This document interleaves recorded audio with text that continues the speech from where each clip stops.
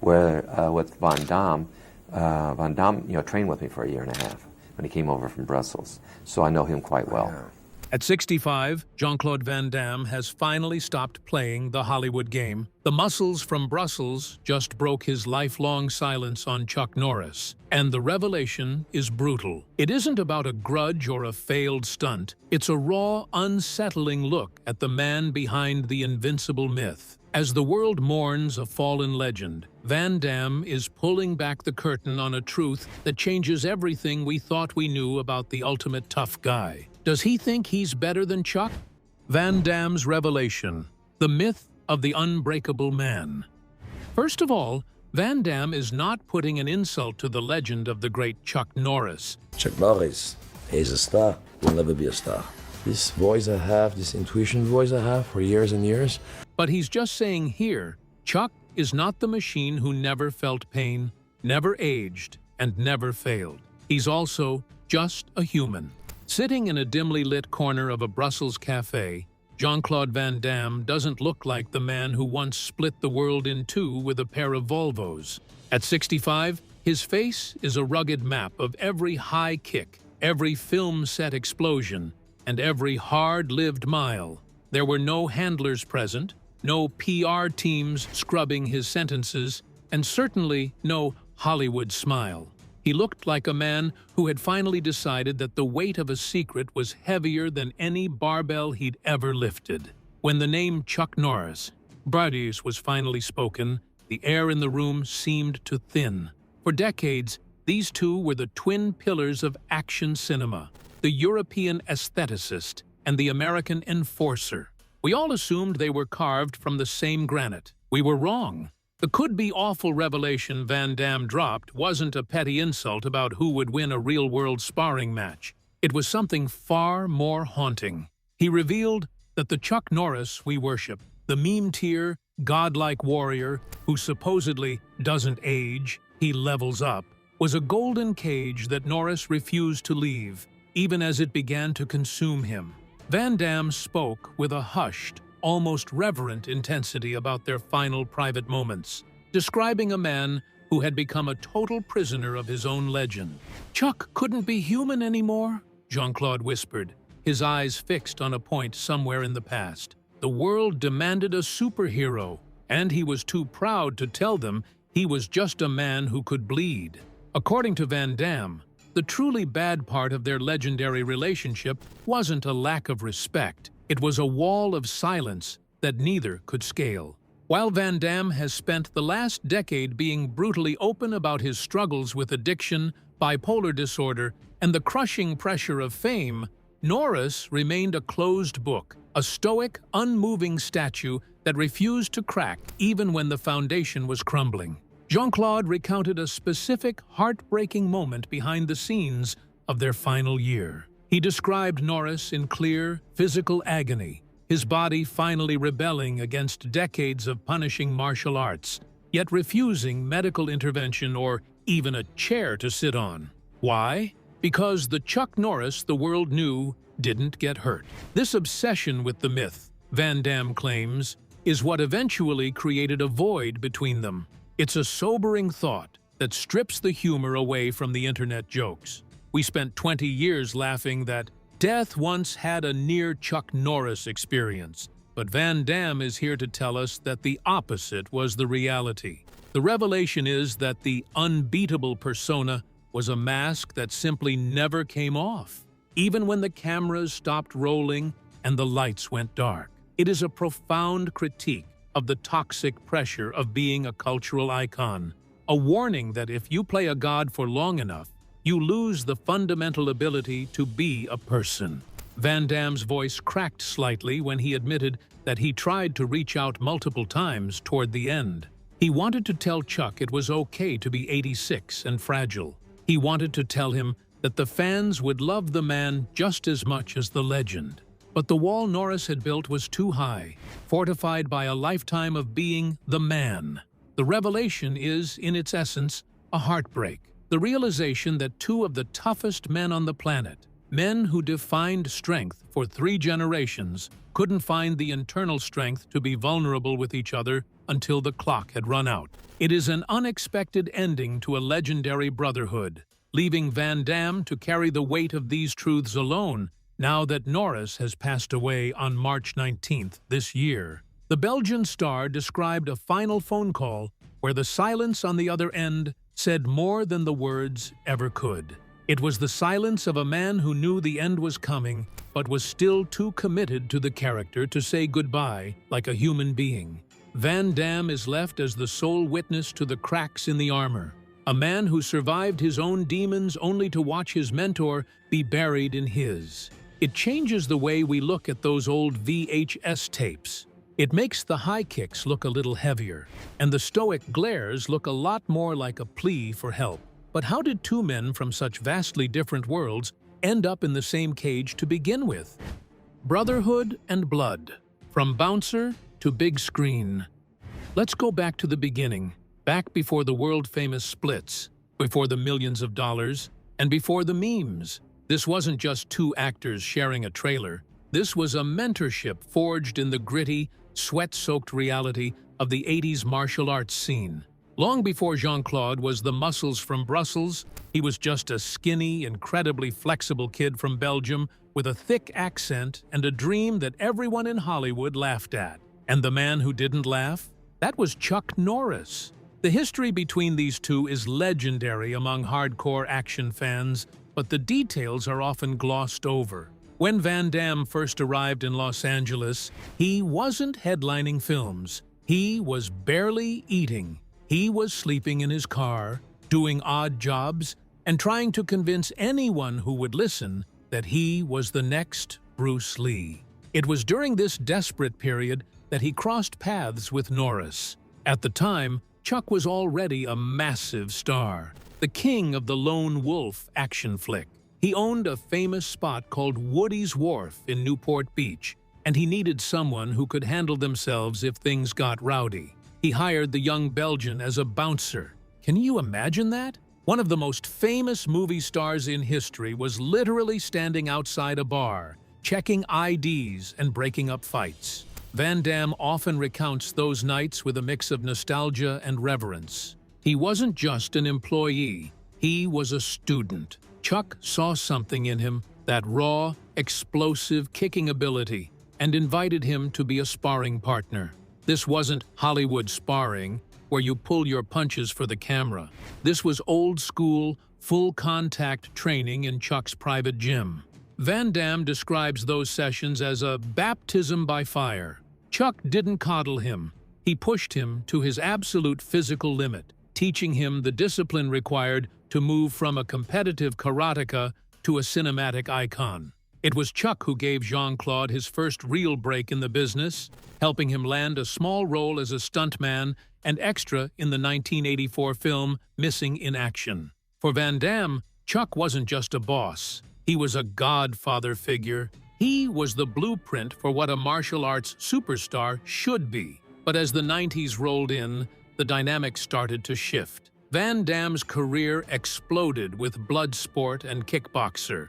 Suddenly, the student was a rival. Hollywood is a small town, and there's only so much room at the top of the mountain. While they never had a public feud in the traditional sense, the distance began to grow. Van Damme became the face of the new school, flashier, more emotional, and admittedly, more chaotic. Meanwhile, Chuck stayed in his lane, becoming the face of Walker, Texas Ranger, leaning into the stern, invincible lawman persona that would eventually define his entire legacy. The tragedy JCVD hints at, in his recent controversial revelation, actually started here. As their paths diverged, the way they handled fame couldn't have been more different. Van Damme's life became a public soap opera. He crashed, he burned, he went to rehab, and he came back. He was human, messy, and loud about it. Chuck, however, doubled down on the invincible image. Even when they finally reunited on screen decades later for The Expendables 2, the tension was palpable. Van Damme recalls that on the set of The Expendables 2, the atmosphere changed the moment Chuck arrived. It wasn't just respect. It was an odd, stifling air of the myth. While the rest of the cast, Stallone, Schwarzenegger, Willis, were joking around, leaning into their ages, and laughing at their own fading hairlines, Chuck remained apart. He had his own rules. He had his own aura. Van Damme says he looked at his old mentor and didn't see the man who used to sweat with him in the Newport Beach gym. He saw a man who had become a statue of himself. "I wanted to hug him," Jean-Claude said during his revelation. "I wanted to say, hey, remember when we were just two guys kicking a heavy bag? But you couldn't get close to him. He was Chuck Norris now. He wasn't Chuck anymore." This part of their lives is the most telling because it highlights the blood part of the Brotherhood. They shared blood on the mat, they shared the struggle of the early 80s, and they shared the pinnacle of success. But the Brotherhood part broke under the pressure of the image. Van Damme realized that while he had been saved by his own vulnerability, by admitting he was broken, Chuck was being crushed by his own strength. He was trapped in a loop of having to be the toughest man in the room, even when his knees were failing and his breath was short. It's a haunting realization. The very man who taught Van Damme how to be a star was the one who couldn't figure out how to stop being one. Their relationship became a series of missed connections and polite nods at conventions, a shadow of the intense bond they had when they were just a bouncer and a boss. Van Damme's revelation is a eulogy for a friendship that died long before the man himself did, sacrificed on the altar of a tough guy brand that wouldn't allow for a single crack in the armor. So, what happens when that armor finally shatters under the weight of time? The death of Chuck Norris and a world in mourning. The news hit the world like a roundhouse kick no one saw coming. On March 19, 2026, the legend himself, Chuck Norris, passed away at the age of 86. Chuck Norris has died. The 86-year-old passing away suddenly after being taken to hospital in Hawaii. He was in Hawaii, a place of peace, but the shockwave his departure sent across the globe was anything but quiet. For a generation that grew up believing Norris was literally immortal, thanks to a decade of internet memes that claimed death was too afraid to even knock on his door, the reality of his passing felt like a glitch in the universe.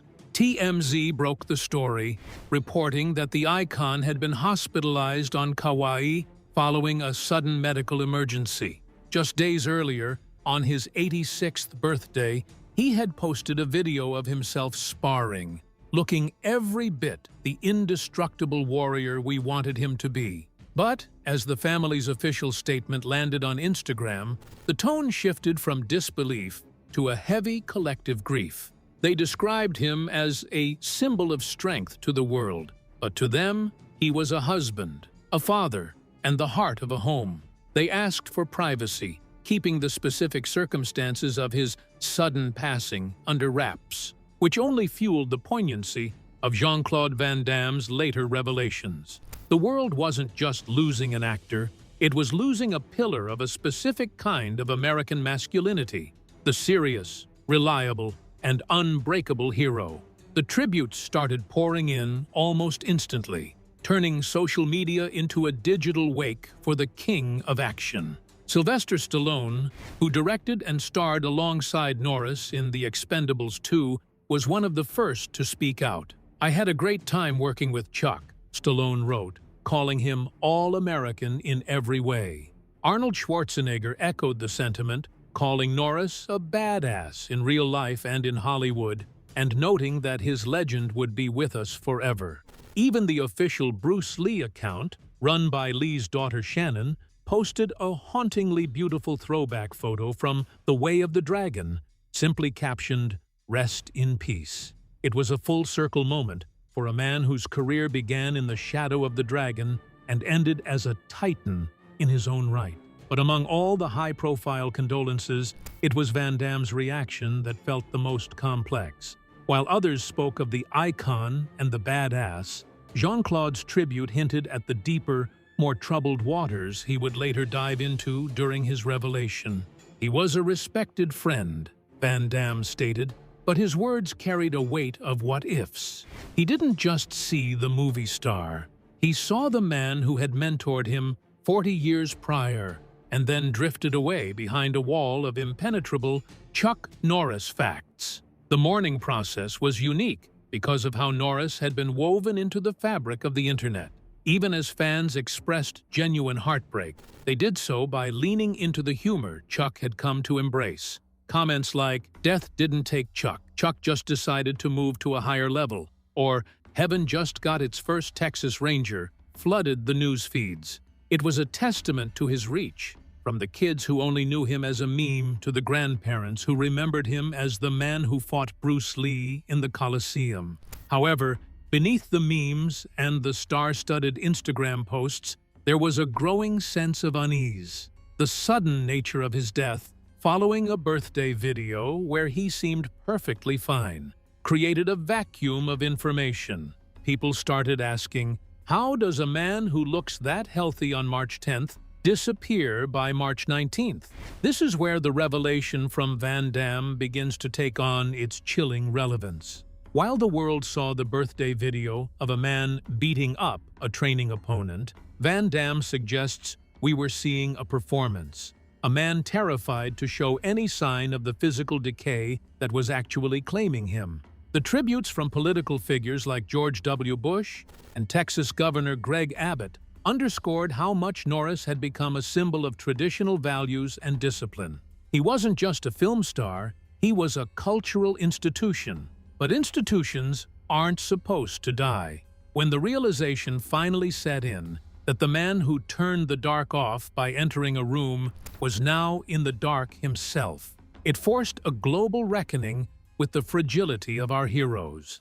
Van Damme's revelation suggests that the outpouring of love, while beautiful, was directed at the mask of Chuck Norris, not the man.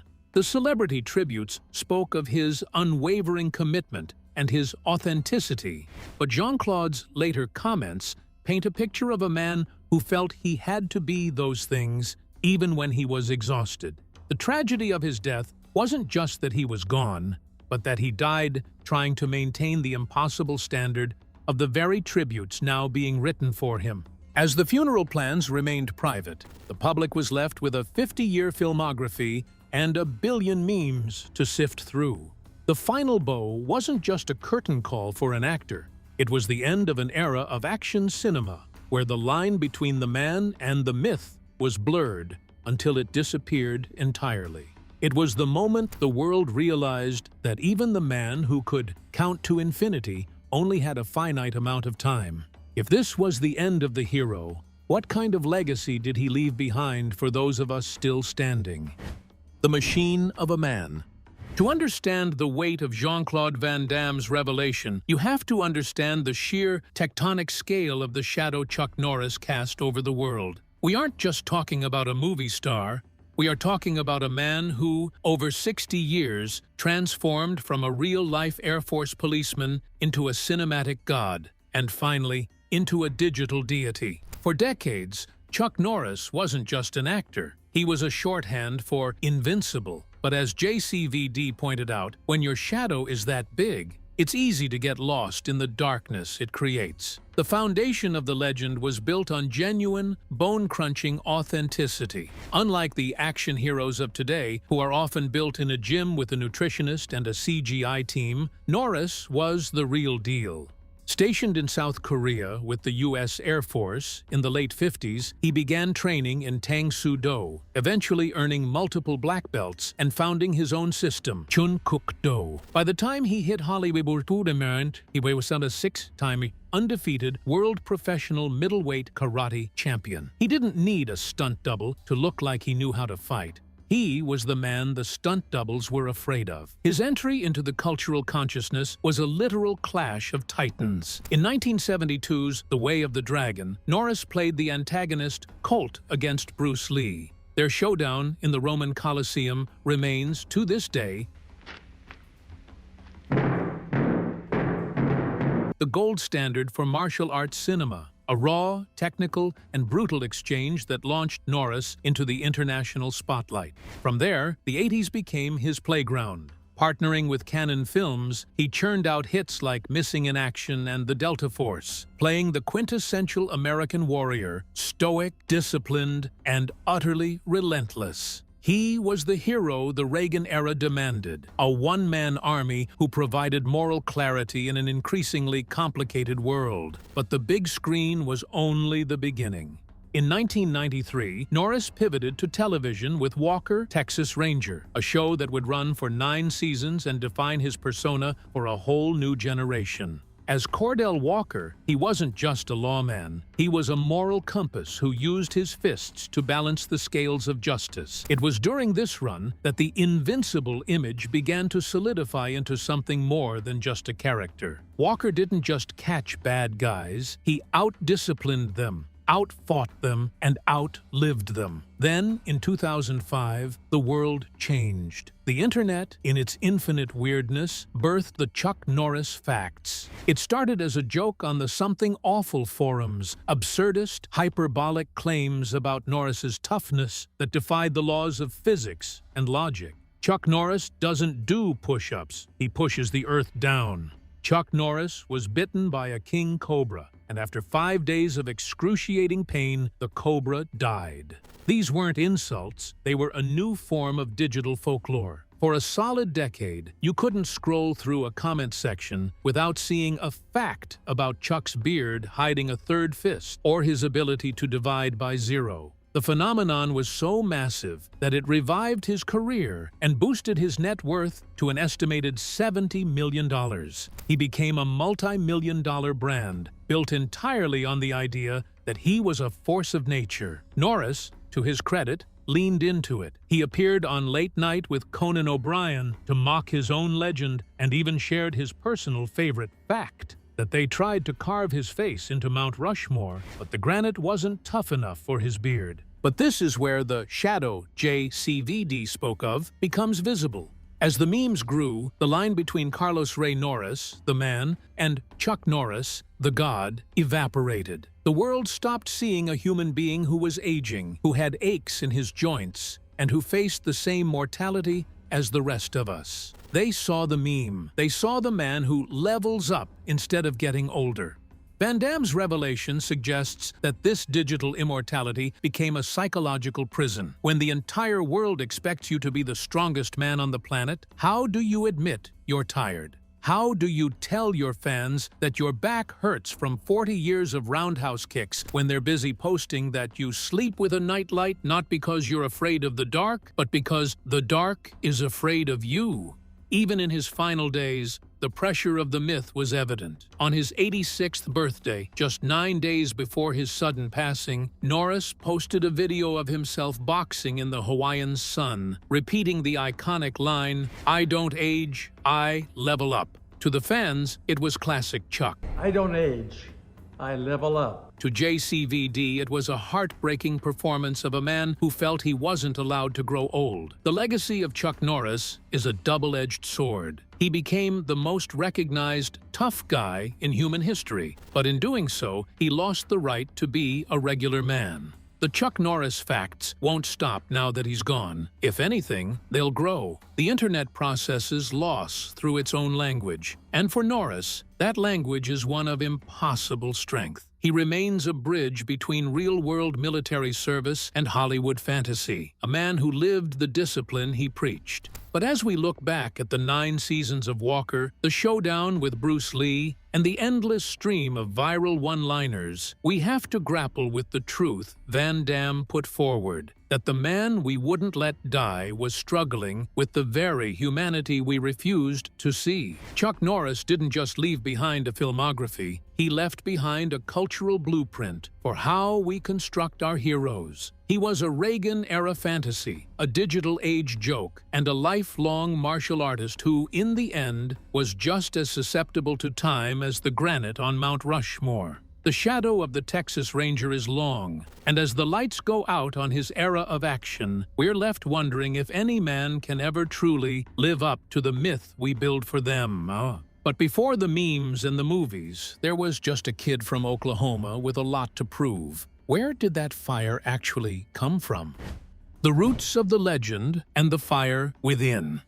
To understand the statement Van Damme dropped, the idea that Chuck Norris was a prisoner of his own strength, you have to look at where that armor was forged. Long before he was a digital god or a Texas Ranger, Chuck Norris was just Carlos Ray Norris, a shy, scrawny kid from Ryan, Oklahoma. Born on March 10, 1940, his entry into the world was anything but invincible. In fact, it was the closest he ever came to losing.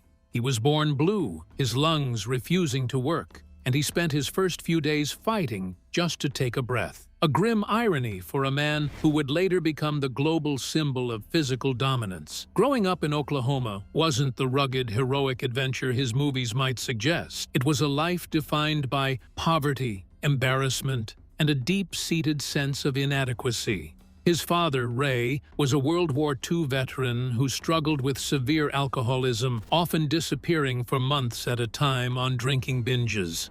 This left Carlos as the man of the house far too early, moving between Oklahoma, Kansas, and eventually California with his mother, Wilma, and 2 younger brothers. By his own admission, he wasn't athletic, he wasn't popular, and he was painfully introverted. He was the kid who sat on the bench, the one who was bullied, and the one who had no direction. This is the human Chuck Norris that Van Damme laments was lost to the myth. The fire that built the legend wasn't born from a natural gift. It was born from a desperate need to never feel that weak again. Everything changed in 1958 when he joined the U.S. Air Force as an air policeman.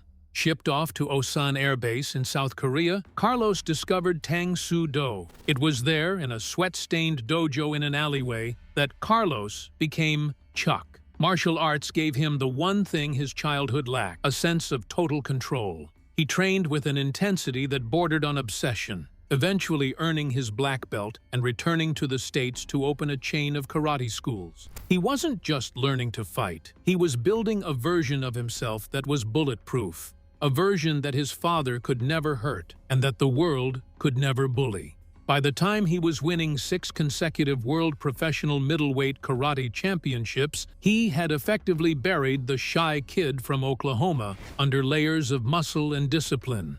He became a hero to celebrities like Steve McQueen and Priscilla Presley, eventually transitioning into film and TV, where he played the ultimate American protector. But as Van Damme points out, that drive to escape his past created a permanent mask.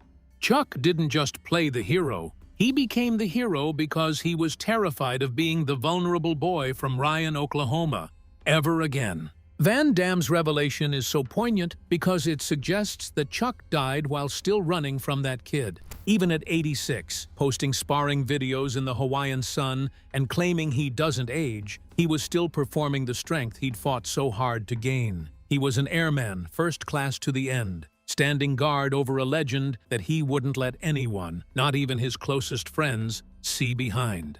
He died on March 19, 2026. The legendary action star and martial artist Chuck Norris has died. A symbol of American toughness, but JCVD's words remind us that beneath the Texas Rangers badge was a man who just wanted to be strong enough to keep the world at bay. Van Damme's revelation isn't an attack. It's a heavy-hearted eulogy for a friend he couldn't quite reach. As we look back at the career of Chuck Norris, the brawler from Oklahoma who became a global icon, we have to accept that the not-so-known part of his story was simply his humanity. He was a man who lived so fully as a legend that the world forgot he was mortal until the very end. Hit subscribe if you like this video and leave in the section below your favorite Norris film.